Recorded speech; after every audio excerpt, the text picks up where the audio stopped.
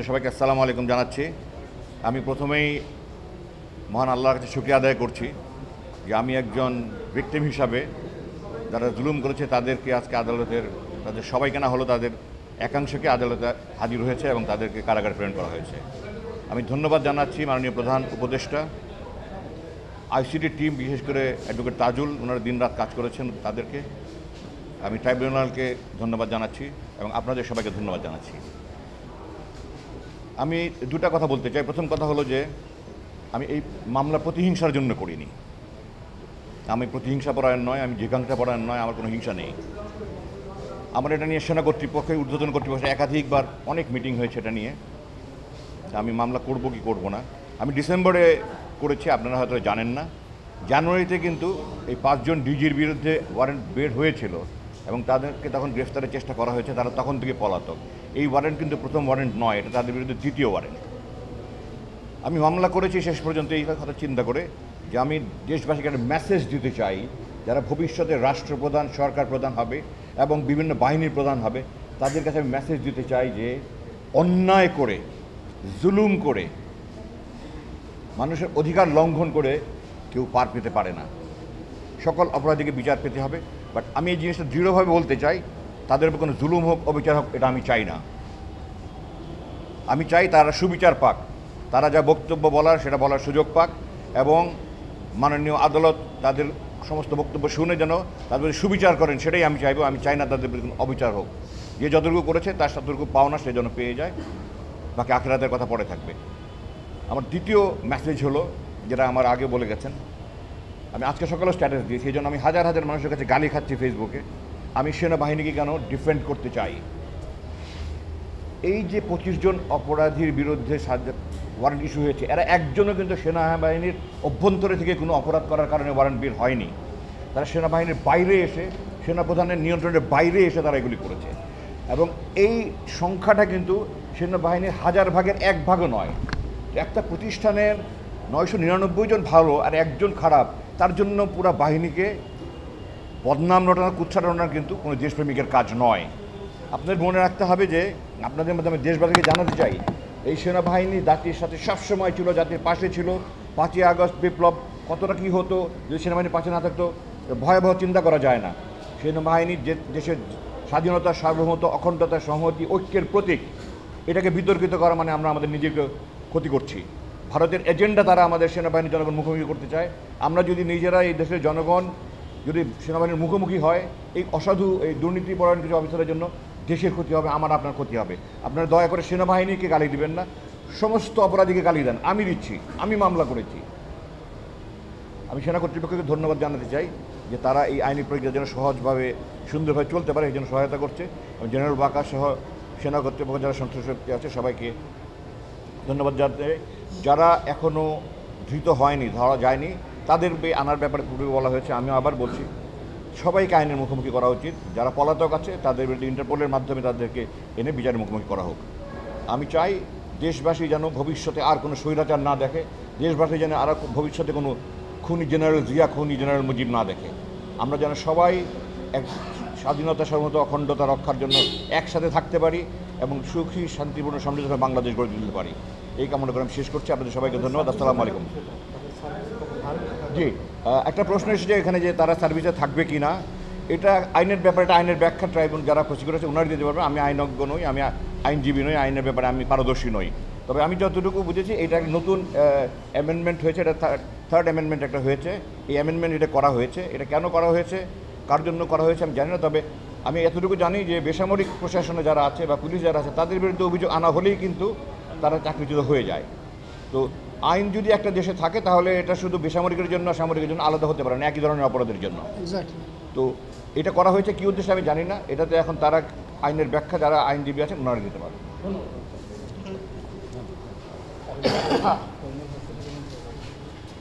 বিসমিল্লাহির রহিম। যে বিষয়টা আনা হয়েছে যে চাকরি থাকবে না, সেনাবাহিনীর প্রচলিত নিয়মে যেসব মামলাগুলি সেনাবাহিনী করতে পারে না, এই ধরনের অভিযোগ হলে তখন তাদের চাকরি থেকে বের করে দেওয়া হয়, অবসর দেওয়া হয়, কাউকে বরখাস্ত করা হয়, তারপর পুলিশকে সোপর্দ করে। এটাই হওয়ার কথা ছিল।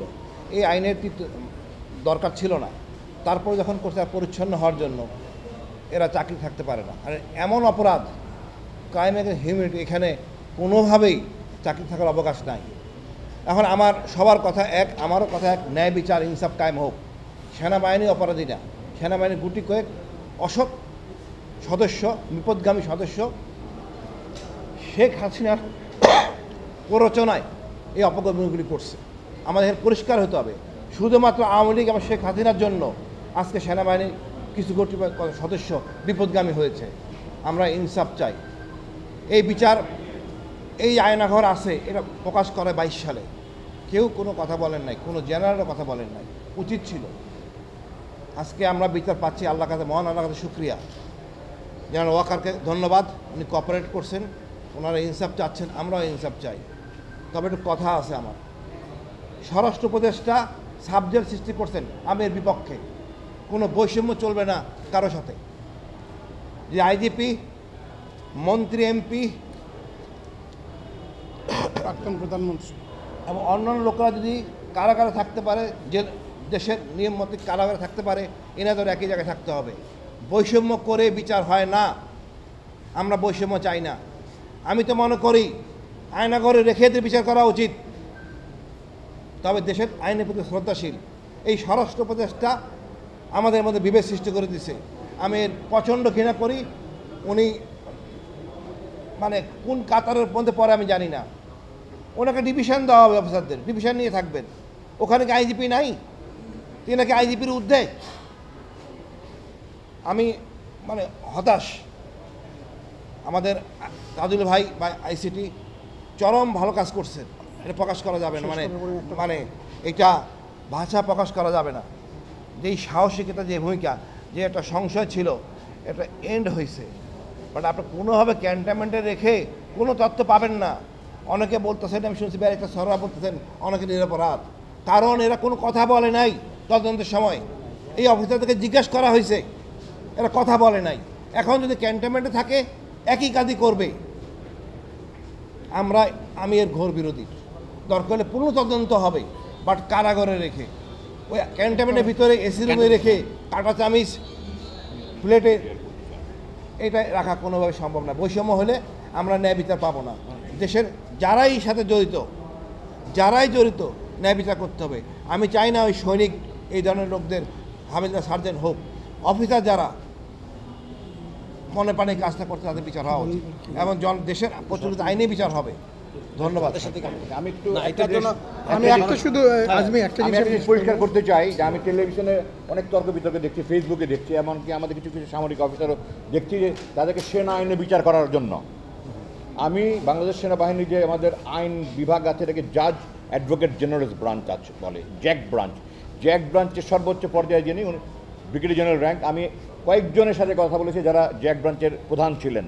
4টা আইন তারা করে অপরাধ করেছে, যেটা সেনাবাহিনীতে কোনো বিচার করার আইনই নাই।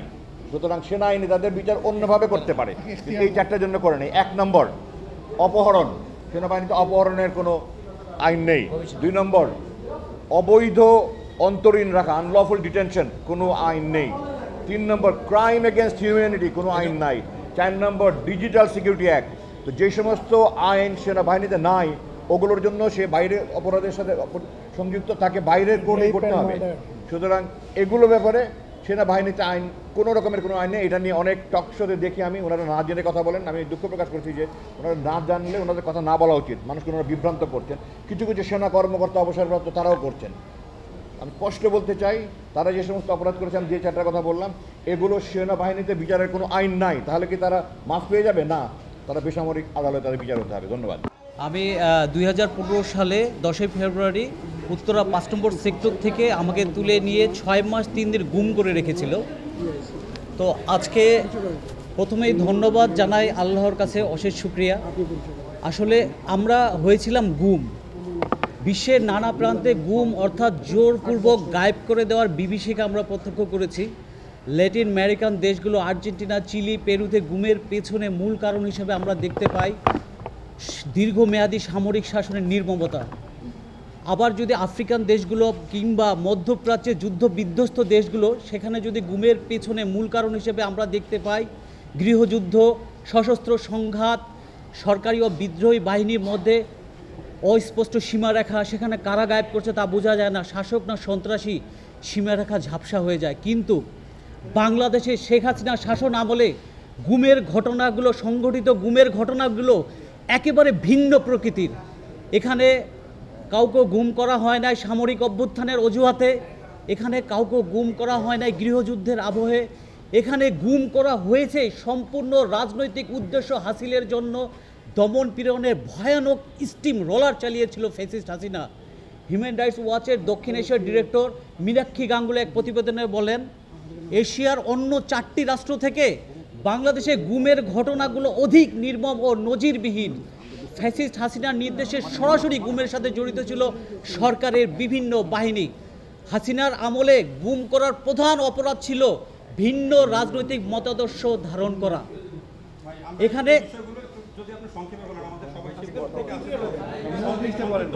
আচ্ছা মূল বলে দেন, মূল জিনিসটা বলেন। যাই হোক, এখানে আজকে ট্রাইব্যুনালে তো আপনারা ভালো করেই জানেন 15 সেনা সদর অফিসারকে নিয়ে আসা হয়েছে। এটা বাংলাদেশের অনেক বড় অ্যাচিভমেন্ট। আমি চিফ প্রসিকিউটর মহোদয়কে আমার হৃদয়ের অন্তঃস্থল থেকে আমরা সবাই ধন্যবাদ জানাই যে আমরা যে গুম হয়েছিলাম, আমাদের যে নির্মম নির্যাতন আমাদের উপর দিয়ে চলে গিয়েছে, আজকে আমরা কিছুটা হলো তার তৃপ্তি, আমরা আমাদের উপর যে ঝড়টা গিয়েছে এর কিছুটা সান্ত্বনা আমরা দিতে পারছি যে এই সুপ্রিমেসি, যার সুপ্রিম পাওয়ার ছিল যাদের, তাদেরকেও আমরা আজকে আদালতের সম্মুখীন আনতে পেরেছি। এটা আমাদের জন্য একটা বিরাট অ্যাচিভমেন্ট।